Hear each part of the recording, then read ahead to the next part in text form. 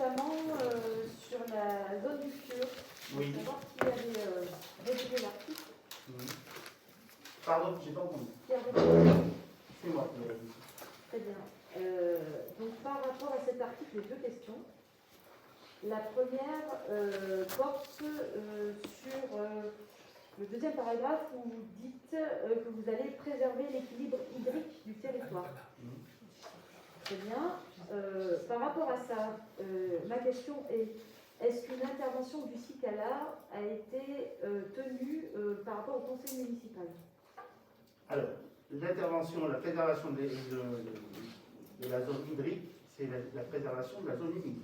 Oui. Je vous rappelle que sur les 7 hectares, il y a 2 hectares qui ne sont pas entretenus et qu'on ne touche pas. Oui. Et ma question, c'est est-ce que le CICALA est intervenu auprès du conseil municipal? On n'en est même pas là encore. C'est que si vous voulez le problème, le CICALA et les deux différents organismes d'État vont venir au moment de la révision allégée du PLU. Mais on n'en est encore pas là. Ils vont venir avant la révision. Ben, ils vont venir, ils vont dire leurs contraintes avec tout ce qu'il y a, leurs observations par rapport à la révision allégée du PLU. Et puis après, ça sera pris en compte ou pas pris en compte en fonction, d'accord? Mais voilà, ils vont nous dire leurs différentes observations. On n'en est pas là. La révision allégée du PLU, aujourd'hui, on attend qu'il y ait des fouilles archéologiques préventives. D'accord. Voilà. La deuxième question, par rapport à cette fameuse préserver l'équilibre hydrique, c'est est-ce qu'une vérification des autres zones humides sur le terrain est prévue par le cabinet? Alors, le cabinet est un cabinet quand même professionnel, hein, on est d'accord, qui a l'habitude de faire ça, qui a fait la révision du PLU à Tence et qui fait au Chambon, notamment, ainsi de suite. Les zones humides, certaines zones humides ont une surface qui est telle qu'elles ne sont pas comptabilisées en zone humide. Le cabinet fera ce qu'il a à faire. On n'a jamais mis d'obstacle par rapport à la révision du PLU au cabinet. Alors, justement, le cabinet fait seulement les recherches de zone hydrique uniquement s'il a une demande du conseil municipal et du donneur d'ordre. Et il faut savoir que ce qui est très important de savoir, c'est que ces délimitations de zones humides, donc les 2 hectares qui sont actuellement délimités sur le plan, ont été faits en 2004. Et en 2004, les zones humides répertoriées étaient seulement les zones humides supérieures à 0,5 hectares. C'est-à-dire qu'aujourd'hui, toutes les zones inférieures à cette dimension-là n'ont pas été répertoriées. C'est pour ça que c'est important de rechercher les zones humides restantes sur l'ensemble de la zone. Le fait qu'on soit aidé dans la révision d'un PLU, c'est pas anodin. On est incapable de faire une révision d'un PLU comme une commune. Bien sûr. On a besoin d'avoir un organisme comme ça. D'un cabinet, le donneur d'ordre. Donc ça veut dire que c'est vous qui gérez cette recherche de zone humide. Mais on n'en est encore même pas là. Pour l'instant, c'est en stand-by tant qu'on n'a pas les fouilles. Ça va reprendre sitôt que les fouilles archéologiques seront faites. Ça n'empêche pas d'anticiper sur ce sujet. Pour l'instant, on n'a pas de retour avec le cabinet, on n'a pas de vote réunion tant qu'on n'a pas les fouilles. Ma deuxième question concerne, vous parlez d'une entreprise en développement qui risque de s'implanter sur la zone. Sur ce sujet-là, vous avez pu voir tous la semaine dernière qu'on a eu 1 milliard d'investissements en matière de recyclage de plastique. Et là, il faut bien faire attention parce que sur la zone va s'implanter une usine de recyclage mécanique. Les 1 milliard d'investissements dont je parle, il s'agit de recyclage chimique qui vont être entrepris par 2 entreprises, une entreprise américaine et une entreprise canadienne qui viennent s'implanter en France. C'est-à-dire que cette nouvelle technologie, c'est l'essor du recyclage.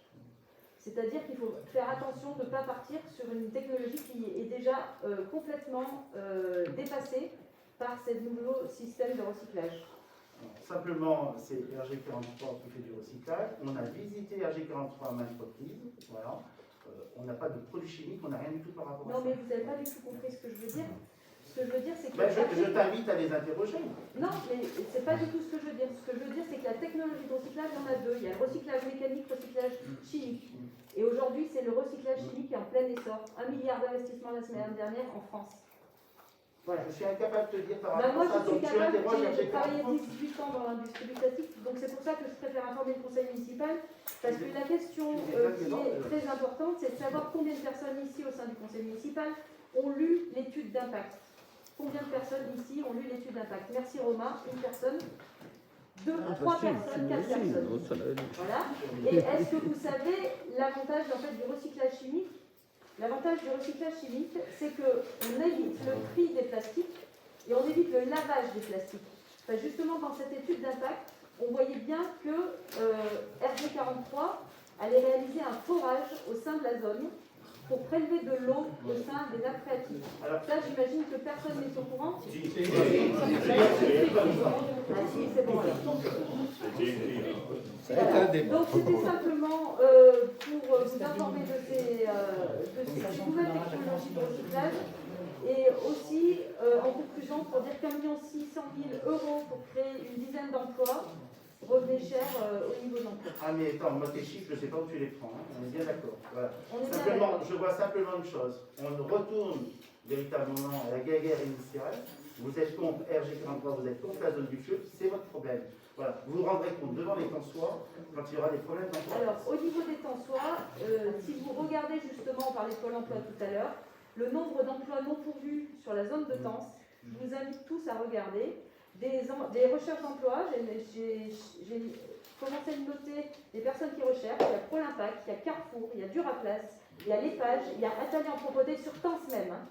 Il y a l'EHPAD et il y a un certain nombre d'entreprises qui ne trouvent personne. Aujourd'hui, au niveau de Pôle emploi, on est à l'état de plein emploi sur l'est du département. C'est pas Tens, hein. Le plein emploi, c'est 3,5% de chômeurs quand même. Oui, mais ça, après, c'est autre chose. Hein. Bah oui. C'est autre chose. Très bien. Merci.